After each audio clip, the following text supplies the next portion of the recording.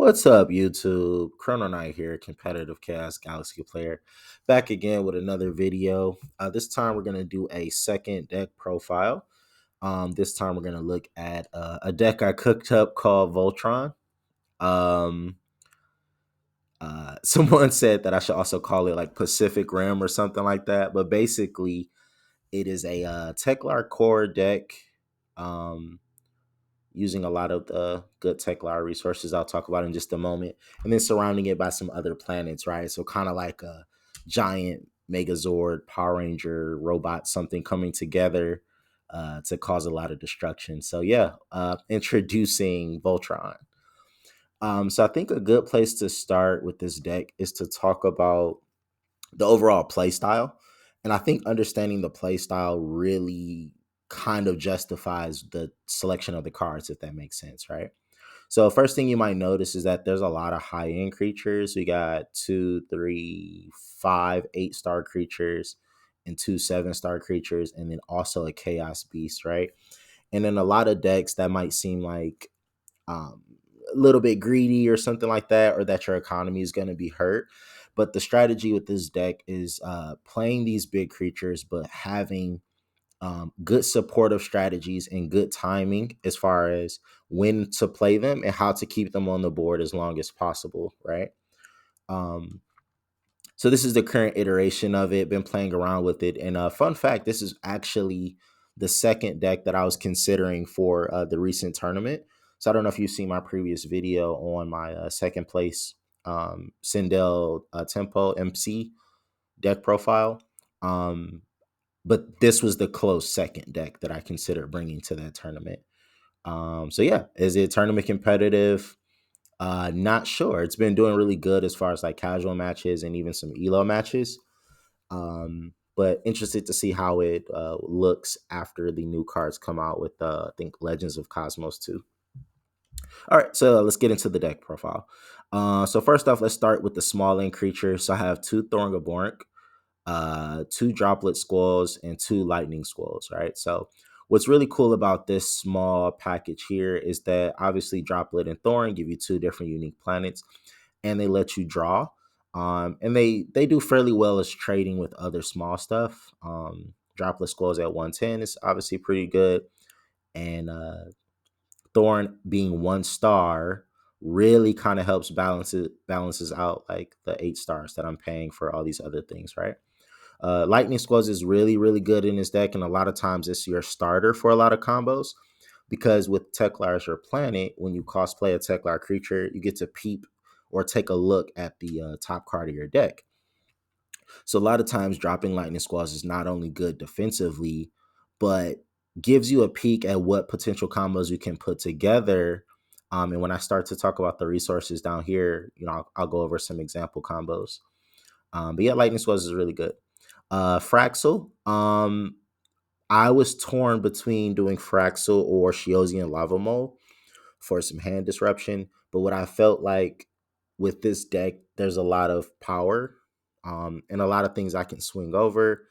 And I would rather try to play through a lot of activators instead of trying to, rip them from my opponent's hand. So Fraxel is a really good choice. Every time I play it down, getting that extra 4 stars really resets me, especially if I need to drop a 8 star on the following turn. So I really like Fraxel in this deck. Next, we have the Palifoss package. We got Blur. Blur is when you cosplay it, you get to search for Rowdy. As far as the ratios, I think 1 Blur and 2 Rowdy is the best way to go. Blur is just a good 4 star that can be a little sticky in the early game with 140 power and gets Rowdy set up. And most of the time, you really don't want to drop Serp until you play Rowdy, so you can get the extra 3-star boost. And particularly in this deck, like I said, with the econ being something you really want to pay close attention to, um, playing Serp from Rowdy is definitely the better option.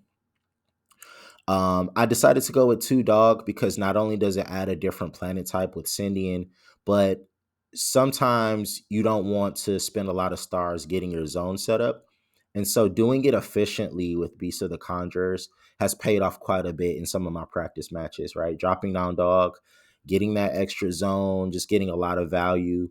And then I can go straight into a lot of my combos as far as putting pressure on my opponent. So dog is why, a good choice. Avalanche Overlord, really, really good card. And what makes this card special in this particular deck is that a lot of opponents that I go against try to go blow for blow as far as the power level of my stronger creatures, right? Shieldian Lava Behemoth swings over a lot of stuff. Serp has 430 health. Talakon can be very sticky with its ability. Even Hydron can be annoying but at 390, so it's requiring you to play something over 400, which pairs right into Avalanche, right? So 390 wall, you have to get 400 or above to kill it, and then Avalanche comes down and cleans things up. So Avalanche pairs really well. And once again, when I go over the resources, could talk about how it could really be impactful. Obviously, Pelfam, super good card individually. This one card alone can clear 2 creature boards by bouncing one back and swinging over another one with 330 power. And it's just always a really good staple to have in your deck. Obviously, 2 Serp. 2 Serp is really strong right now. Not sure, if an updated ban list is going to affect it or not. But right now, this is the only card that really negates abilities. And that's like super, super strong, right? Especially if you talk about permanent resources or cards that have abilities when killed. So, for example, if my opponent has a Lightning Squaws or a Wakuman or anything that would benefit from dying, a Bond Beak, for example, dropping Serp negates all of that. Even like opposing dogs, right?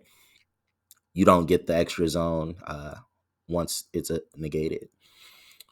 Moving on to Shiosian Lava Behemoth, really good card. That 490 power is so useful, and being able to remove a resource zone. And going back into like the strategy related to this deck, like I said, it comes to getting these high end creatures in and getting a lot of strong face damage. And a lot of times, removing that one resource zone is the big difference between hitting with the 5 points or the 4 points or even the 8 points with Hyderon. So really love Behemoth in this deck. 2 Talakon. I would say if Lightning Squalls is the starter, Talakon's definitely the engine, right? And what's really cool about Talakon is not only do you get to peak using the Teklar Planet ability, but allowing it to draw a card. And then if it's a Teklar card, it stays on the field. Now, what I decided to do was configure the deck in a way where that even if I don't draw a Teklar creature, because as you see, I only play 1, 2, 3, 4, 5 Teklar creatures, I oftentimes use it to set up Soul Shroom. So let's jump down to Soul Shroom. If you have 4 different planets in your grave, you could free play one of your creatures. By the time I play Talakon, most of the time I have like 1 Droplet or 1 Thorn in the grave, for example. And so a lot of times I'll go with the Talakon ability, even if I don't know what card is on top. Let's say Talakon has been on the field a couple turns and I've drawn some cards. So I have no idea what I'm going to draw into. But if I know I have other planet types in my hand that I don't necessarily need at the moment, I'll sacrifice them in order to get my Soul Shroom active more quickly. A couple practice games, for example, sent away Avalanche Overlord and another card. Soul Shroom was active. I brought Soul Shroom back, and now it's clearing the board. So instead of playing the 7 stars for Avalanche normally, this gets it on the board for free and becomes instantly impactful. So I really love Talakon and how it works with the strategy in this deck. Then last but not least, for the creatures, we got Hyderon. My favorite Chaos Beast, probably the strongest Chaos Beast in my opinion, when it's able to really get going and swing for face. If you have 2 battle zones and Teklar is your planet, which this deck does run, if it hits you for face, that's 4 times 2, which is 8 points. And it really pairs well with another combo, which we'll talk about now since we're going into resources, Safety Cable and Enderman's Telescope. So your bread and butter, one of your bread and butter combos is to, if Hyderon is in your hand, you play Safety Cable in order to bounce a card off of your opponent's field back into the deck. And a lot of times that's even better than killing it, right? Because it can't come back with like Abomination Tomb or things like that. Then, while it's on top of your deck because of safety cable, use Enderman's Telescope to reveal it, gain 9 stars. You gain the stars equal, and it goes back to your hand. So you're bouncing it from your deck back to your hand to remove a card and to also gain stars and get it back going. So really love how this combo plays out. And I've done that multiple times and really punish my opponents for that. Also, what's really cool, I love the second ability, which is so underrated. When it dies, you can look at the top 5 cards and bring back a Teklar creature. Once again, not so heavy on what the Teklar creature is or bringing it back. That is a plus. If I have a Telecon or a Lightning Squall, obviously I play it. But what I really love is being able to rearrange the order of the cards when I put them back into deck.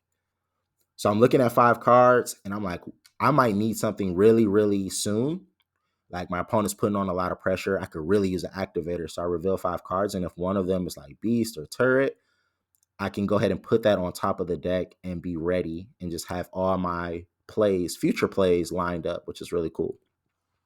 And that's like Teklar's whole gimmick, right? Being highly intelligent and being able to predict your next moves. All right, now jumping into the activators, Turret and Beast of the Black Hole, as well as Erratic Void. Like I stated in my previous video, I think Erratic Void is a really, really good staple. Everyone's free playing nowadays, and their decks are really clean and efficient in doing so. And so being able to like cancel out one summon sometimes makes a huge difference, especially when your hands start getting low. As you may notice, I do not have Planetary Field in this deck, and I decided to cut it because I think the deck, I think the deck really plays well with reviving things on its own or having good follow up, right? So I have Warp Hole Jetpack in here. When it's attached to a card with equal stars, then if it attached to a card and it dies, it brings back a card with equal stars. So a lot of times I'll play Avalanche, I'll slap it on here, and it revives Pelfam from the grave, or vice versa. Or I play Behe and I attach it to this. Behe dies, I bring back Serp. Even Telecon. Sometimes Telecon has like multiple lives because it'll have the Teklar ability, and it's extra sticky with with the jetpack too. So just really, really love how things start to blend together. And this is a really good tech choice, in my opinion. One Abomination Tomb, the deck is already kind of tight, so I just went with one.